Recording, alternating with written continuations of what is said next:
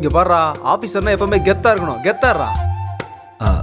அண்ணே நான் ஆஃபீஸர்லாம் இல்லைண்ணே, சும்மா ஜூனியர் லெவல் தானே. ஏன் மாப்பிள்ள அப்படி சொல்ற? நீ சீக்கிரமாவே ஆபீசர் ஆயிரலாம்ல. டே கதிரே, அப்படியே அவன் ஆபீஸை சுத்தி காட்டுறா. ஆமா, சுத்தி காட்டு. கொடுண்ணே, நான் காட்டுறேன். இப்போ நான் ஆஃபீஸை சுற்றி காட்டுறேன். இது இஇ ரூமு. பாரு, அது ஆஃபீஸ் ரூமு.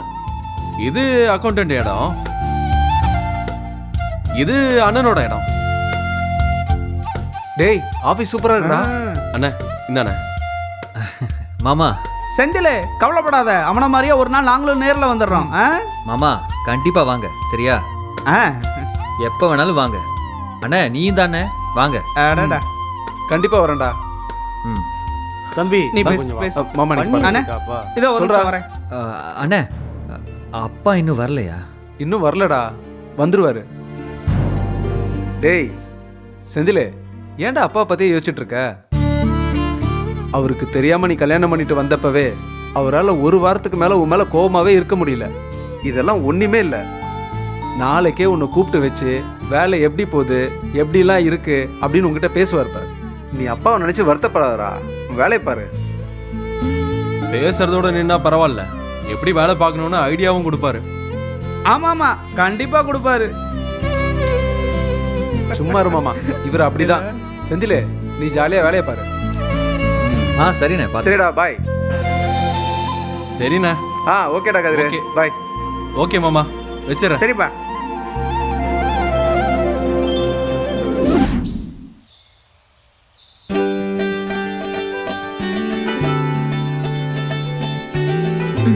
இந்தா கிரேப்ஸ்.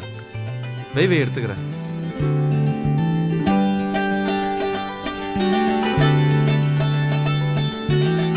செந்தில் மாமா ஹாப்பியா? ரொம்ப ஹாப்பி. மீனாக்கா? ரொம்ப ரொம்ப ஹாப்பி. மீனாக்காவோட அப்பா? ஹாப்பியோ ஹாப்பி.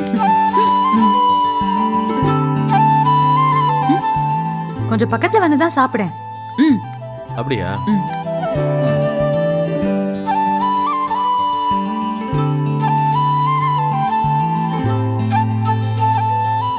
அண்ணன் நல்லபடியா செட்டில் ஆயிடுச்சுல்ல? காசு விஷயம் தெரிஞ்சு ஒரு பஞ்சாயத்து ஆச்சுல்ல, அது மட்டும் நடக்காம இருந்தா இன்னும் நல்லா இருந்திருக்கும். இப்பவே அதெல்லாம் தெரிஞ்சது நல்லதுதான்.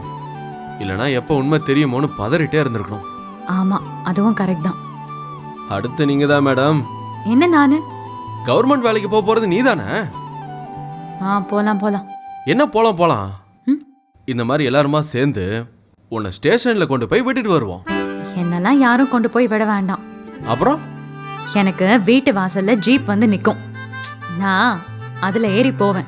போ போ, செம்ம கெத்தா இருக்கும், சூப்பரா இருக்கும். யோசிச்சு பார்த்தாலே பயங்கரமா இருக்கு.